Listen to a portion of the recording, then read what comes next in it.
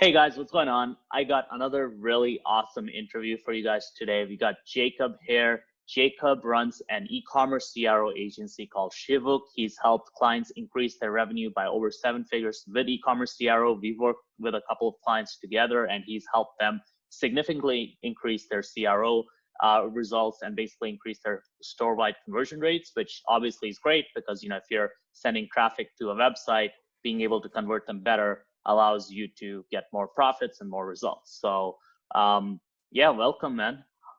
Yeah. Thank you. Thank you for having me. Yeah. So why don't you tell us a little bit about your background and what you've done in the past? Sure. So yeah, that was a great intro there. Yeah, so my name is Jacob, so I do run this CRO agency called Shivook. I have about 10 years or so of digital marketing experience. I call myself, even beyond just a CRO expert at this point, more of a full stack expert. I've done a little bit of everything, but have just kind of chosen out of pure interest to focus primarily now on CRO. Yeah, my last big gig was as a growth marketer at Voice123, a cool company out of California. And I just focused mostly on CRO over there, learned the ins and outs. I spent so much time consuming content there, and just that ended up me building a whole testing methodology, which I applied then to all my clients, and it's helped them grow their businesses. So that's where we stand.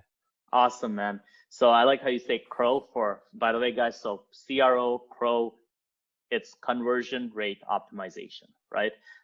So Jacob, why don't you just tell us what is conversion rate optimization for the people who are kind of new to this? Sure. So it's funny because people ask me all the time, like, what do you do? What is it? What are you doing on a daily basis? And it sounds so complicated, conversion rate optimization, but it's just such a simple thing, actually. So let's say you have a store. We're going to go with an e-commerce store as an example. Let's say you have 100 visitors come into that store every single day. And from those 100 visitors, 10 people are converting. So 10 people are actually buying whatever it is that you want them to buy. Your conversion rate in that case is going to be 10%. I mean, that's going to show in all of your analytics and everything. You're going to see it's 10%. CRO, or conversion rate optimization, is simply the actual process of increasing that percentage. So from 10% to 11 to 12 to 13. Of course, the higher the conversion rate, the more revenue that you can make on average per visitor. And so that allows you a lot of the times, and that's how we have worked together. That's what essentially allows you to scale your advertising too.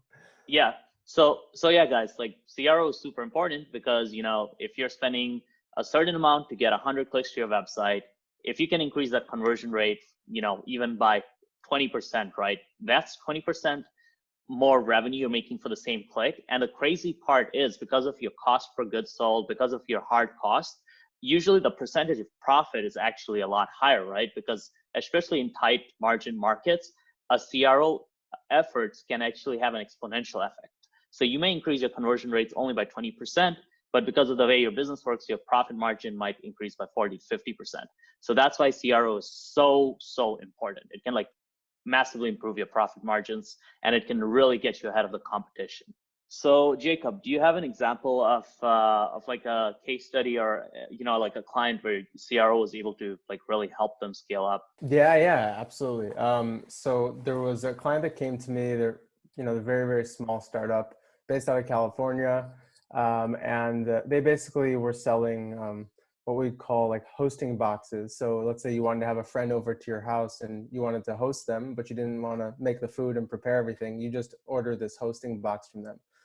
They've now gotten into subscription-based, as a business and whatnot. But when we started, they were just, small, getting 100 visits a day, really tiny. And they'd come to me and basically were asking to do some kind of high impact, one of the audits that we perform, a high impact UI UX audit, to try to define what are the major bottlenecks that are preventing them from converting more of the visitors into customers.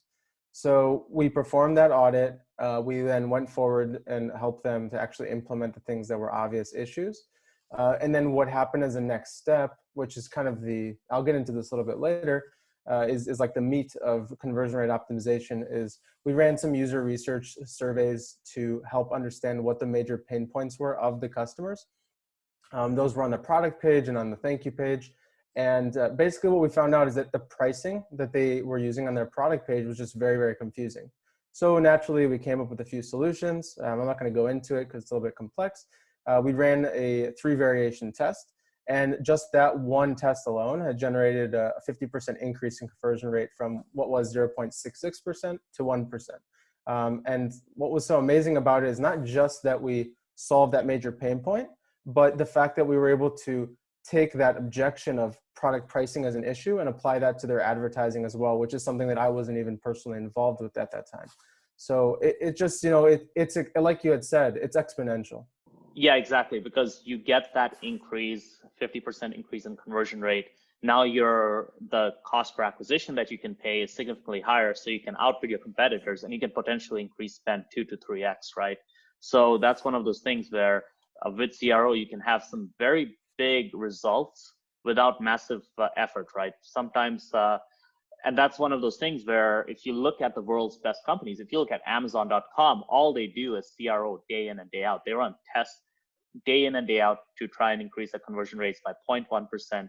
And that's a huge win because at that scale, it just leads to massive results. So any real business or any e-commerce brand really needs to focus on this at a certain level, right? And speaking of it, when do you think an e-commerce brand should start looking at CRO? Is it like 5K a month, 10K a month? When should they be, consider kind of really putting effort into it? Sure. That's a really good question. So normally I like to say that the sweet spot is anywhere between 50 and 100 conversions a month to run testing. That's, at the point where I would say it makes sense to create a proper A/B testing plan, and, upon which you then apply some kind of testing framework. That's simply because if you don't have those conversions, then you're not really going to be able to know what's working and if the conversion rate is actually increasing. If you don't have that, and it's fine if you don't, there's also just the option of basically looking at getting a second pair of eyes, honestly, on your store or on your website, and having them perform basically what we do sometimes, which is like a user experience and user interface audit, and just going through and just trying to pick it apart as much as possible. What are the potential issues, bugs, usability problems? Where can people maybe get stuck? So I guess that's more of like best practice approach. So I'd say, there's a solution for everyone. It just kind of depends where you're at. Got it. So 50 to 100 conversions a month is if you want to run A/B tests, which is obviously, that's for really figuring out basically what's going to work and not work based on real life results. While, best practices are kind of what you have the foundation, right? Like you kind of need to start with best practices. If you start an e-commerce brand and you're like, oh, I'm going to do things this way that nobody else does, and then when I get enough conversions, I'll split test it. It doesn't really make sense to do that. It's just better to kind of do what's working and then A/B test after you have enough conversions to be able to really achieve some better results with that. Because sometimes, with A/B testing, you get some really surprising results. And the thing is, it depends like really on everybody, right? Like it depends on who you're selling to, it depends on what niche you're in, it depends on your positioning, your marketing. So it's basically impossible to say, hey, this is going to work for you every single time. It's more like there are a certain level of best practices. And then once you have enough data, that's when you start doing tests, but then you do the tests of the things that are more likely to make a difference. And then you go down from there, right? Like smaller tests. Right. So I'm curious, what are the biggest mistakes you see with CRO right now and conversion rate optimization? Sure. So yeah, I like that question because again, it's one that I do hear a lot, and it's something that kind of touches me very closely because it bothers me. It actually is very much related to what you had just said about basically following best practices, and it works to an extent, and that's pretty much what I would say is the biggest mistake, is that to basically look at best practices as a solution or as a framework, as opposed to doing the actual user research when you get there. So when you do have that level of conversions to have an A/B testing framework, I'd say that brands really miss out on doing that user research. They like to think that they're user-centric or customer-centric, but oftentimes they're not. Because if you can't answer for me, what's your customer's biggest pain point, and if you don't know that off the top of your head, so you're not really customer-centric. And that whole process of discovery is, I'd say, probably the biggest mistake. It's not about changing button colors, and those are things that could work, but they're very marginal. It's more of a process. It's a mindset, a methodology, it's a science. And it really all starts with, what are the things that are going to make people have a different kind of behavior that you desire? And also, what are the things that won't? And I'd say that's the insight that you should be looking for as as you go about the conversion rate optimization process. Got it. And when you mean basically digging into the customer's pains and talking to them, what are some specific steps that you guys do for your clients to actually accomplish that? Sure. So of course, it gets very, very technical. So I'll try to keep it, very, very high level here. It all starts with, data research, and basically at the top, it's, we're going to look through Google Analytics. We're going to have that stage of observation. Like, let's see what's happening on a data level, even so much on a numbers level, where are people dropping off, and so on and so forth. And then we're going to go and do some research in a Hotjar. We're going to be looking. Hotjar is basically a tool, and I won't get too deep into it. You can look it up. But you can kind of see where people are clicking a lot on the pages. You can see where people are scrolling down to. And then it's also a tool where you can use for user surveys. If you're on a Shopify store, for example, I do have other recommendations for that, which are a little bit more specialized, but it works as well. Those user surveys are really where, I've just kind of explained it, is really where a lot of the brands are making the mistakes, and that's where the gold is. At that point, you kind of collect all the data that you've put together, you come up with some ideas, you come up with some potential solutions, and you basically build a priority list of, what do I hypothesize these solutions in terms of their impact, in terms of, how difficult it is to implement them. And then of course you go about the creation phase. You actually engineer it in a tool like Google Optimize, which is an A/B testing tool. There's tons of different tools out there. And then you actually run the test. And of course, cannot forget the final step, which is most important, which is you analyze the test. Why are things happening in a certain way? Why do people behave a certain way? And you try to connect that to other areas of the business, like advertising, like email marketing, or any kind of CRM and monetization that you're doing for your brand. Got it. That makes sense. And with the surveys, right? So for example, you mentioned like you use surveys quite frequently. And you mentioned you use it post-purchase usually, or do you also use them pre-purchase?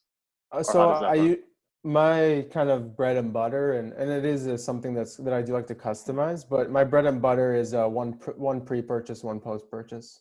Got it. And where would the pre-purchase usually be at? Well, we let the data tell us that. So, looking into Google Analytics kind of most often is going to be either where the biggest drop off on the funnel is, on the buying funnel, or it's just going to be on the landing page that gets the most traffic. It kind of depends, and it's never 100% this or that, but those are some often, that's a common scenario. Got it. And do you guys ever use emails for doing those surveys, or is it mostly just on the website?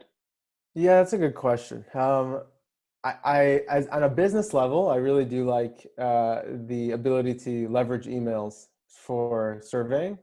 However, the way that we work with a lot of the brands, we're not really managing the email campaigns. And so, it just kind of gets a little bit complicated, logistically speaking. But I do think that's a good idea. And oftentimes when I'm speaking to a client and we're running the thank you page survey, so the post-purchase, I do recommend at the same time running that on, some segment, probably a VIP segment, people that have purchased more frequently or at higher values, the same kind of survey. So yeah. Got it. And with the post-purchase surveys, you're basically trying to figure out why they purchased and be able to apply that to the store to get more people to purchase. Is that correct? Essentially, that's what we want to know. But of course, when we ask direct questions, sometimes we don't get very direct answers because people have a hard time remembering the reasons or the things that motivate them to buy, because buying is a very emotional experience in the end of the day. So oftentimes I'd say the question that I've seen work very, just kind of time and time again is basically what almost prevented you from buying. And what we'll normally do is we'll leave that as like an open field of text where they can just kind of reply up to a certain extent. We'll then collect those answers and turn them into kind of buckets and then rerun the survey as a multiple choice, which then helps us get the survey answers much, much faster. And then we also know where to prioritize. So what was almost the reason the person didn't convert is in a funny way, a question that we can get answered better than why did you convert? Yeah, that's very cool. That's a very good question. That is so cool. I really like that. Cool. So moving on to my next question, because I know Right. this is something people are gonna ask like every single time, because everybody uses Shopify. What do you guys use for Shopify for surveys? Like, what app do you use for Shopify stores for doing these surveys? So yeah, that's a really great question. So normally, I actually have my go-tos for when it comes to Shopify apps for that surveying part. So again, I kind of split into post-purchase and pre-purchase. For the post-purchase, there's actually a free app. I use it. It's great. It's called Free NPS Survey Feedback Pool. Just an easy look in the Shopify marketplace. You could find it quite easily.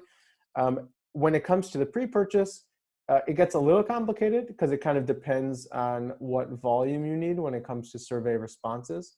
So let's say you're looking for a free solution. If you're kind of just starting out, if you're just starting out and you just want to kind of see what people are saying, I use an app called Zigpoll, which is great. You can, in terms of triggers and being able to kind of limit what's seen and where and time-wise and scrolling, and it gives you a lot of capabilities there. But if I'm not wrong, at least at the moment of us recording, I think it's about 100 responses per month. So if you want a lot of volume, you're probably gonna have to pay for it.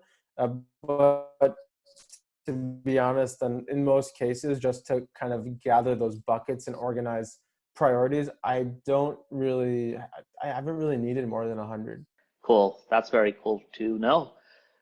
Awesome. So my next question is, so obviously brand owners, they've kind of, heard a bunch of things. You got like Hotjar and like looking at heat maps, you got surveys, you got this whole process. What's like an easy way brand owners can get started with CRO where, they can easily implement it and then obviously from there kind of start getting deeper into it? Sure. So, there's a reason why CRO is something that is kind of a pay to play. I mean, you have to know what you're doing. I think that's really, really important. But at the same time, there are definitely things that you can do to get started to just prove to yourself that there's something there that's worth investing into. And I think that's what's amazing about it. What we've kind of been focused on a lot here is the surveying. And I kind of just suggested that there's 2 apps basically that are practically free. So if anything, I would say if you want to just get as much value out of one piece of the Crow puzzle, definitely launching even before the on-page or the pre-purchase survey. I would definitely start with the post-purchase survey. Ask that question about what almost preventing people from buying. You'll discover so much there that you'll be able to implement across your ads and just across other areas of the site. And that will give you a lot of value. However, if I were to kind of give you, common practice or what I see, very, very often, a little bit of a cheat, it doesn't always apply. But what I will tell you is through that process, a really common objection that we do see is people are basically unsure about the website's legitimacy. Oftentimes they're coming from a Facebook ad or a YouTube ad or whatever it may be, and they just have no clue anything about the store. It's brand new to them. And so they don't really have that trust. And so oftentimes one of the solutions or the ideas we come up with for that is let's solve it with social proof. And then, there's a few things there and there's some apps that help with this. But for example, putting on a product page, like how many people are viewing the item. That's a classic Crow move by booking.com actually. Or for example, those little pop-ups that show up of like, name of product was recently purchased from this person in this location. That can sometimes work. Or increasing the size actually of the review stars that are showing below the product title. I know it sounds funny, but sometimes it just gets missed. And if you have a lot of reviews and you want to show it off, make it big. Yeah. Not too big, but yeah. That's funny. We ran that test where we added, there's this app called Proof, and we added it to a webinar funnel that we run in one of our info product offers, and it increased opt-in rates by around 10 to 15%. So it definitely works, adding kind of like that. Oh, this person just opted in 10 minutes ago. Like it definitely 100% works. Yeah. I think that's pretty much all I had. I guess maybe what would be some other resources that you think people should check out in terms of apps, or maybe how they can get in touch with you perhaps to get help for their CRO? Because I know you guys basically what you do is you do both, kind of the audits where you give them like, hey, this is XYZ, you need to work on this. And you guys do the full service, like take care of everything just on every single month it goes on, right? Yeah, absolutely. So, just kind of give you a peek under the hood. We really see ourselves as e-commerce consultants. It's not necessarily about conversion rate optimization. I mean, that is one tool that we usually pull out of the toolbox. But, when we speak to a client, it's about really, discovery and what are they really all about, and what are their goals internally, externally, psychologically. And then we try to come up with basically a vision for them as to how we see their brand turning into what they want it to become. And, we kind of then insert whether or not that's something that we can help with or not, all the different steps along the vision that we put together. And sometimes that would lead to, the two of us working together in that front. And sometimes that'll lead to working with, like an email marketing team, for example. Gotcha. So you guys kind of take a look at, where their strengths and weaknesses are and basically recommend solutions based on that. Correct. With that being said, if anyone, is kind of curious about conversion rate optimization specifically, or they do want to learn more about, what Shivook does or anything, I'm more than happy to have anyone. I try to be really on top of my email. So feel free if someone would like to reach me. My email is jacob@shivook.com. I guess that's something that we can add somewhere in the description or something along those lines. I'll add the link to your website so you don't get spammed by putting your email out there publicly. Maybe that's even better. And actually on the website, if you guys have a chance, feel free. There's actually a page all about our methodology, so you can kind of walk through it and see how you feel about it, see if it's something that you'd want to try doing yourself.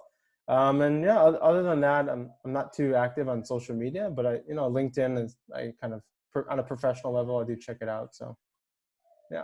Awesome, man. Yeah, thanks for sharing all this information. I think the big key takeaways from this call are the pre and post-purchase surveys are just huge, because it's such an easy thing to do and nobody does them. Like I've purchased so many products and I rarely get these surveys. I'll get them in email, like maybe like 2 months after when I've lost interest, but rarely when I just purchased. So I think that's like a key tip. And the other big thing is like CRO is really a big revenue lifter, right? It's really all margin. The ROI you get from CRO is very high, because all you really do is you have the cost of, let's say, the person who's running the test, maybe a couple tools, and then if it works, it might add like 6 figures a year to your business, which is absolutely huge, right? Because Absolutely. You spend money on ads, you might get increase, but you're also spending a lot of money, right? You don't get like a 10x ROS on Facebook ads usually, right? But CRO, you can get a 10x return on your investment, which is cool. So yeah, guys, hit Jacob up, and yeah, guys, make sure to smash the subscribe and like button. Let me know if you have any questions in the comment section. I can get Jacob to answer them, and let me know what other videos you'd like me to make about e-commerce, YouTube ads, etc. Cheers, everybody.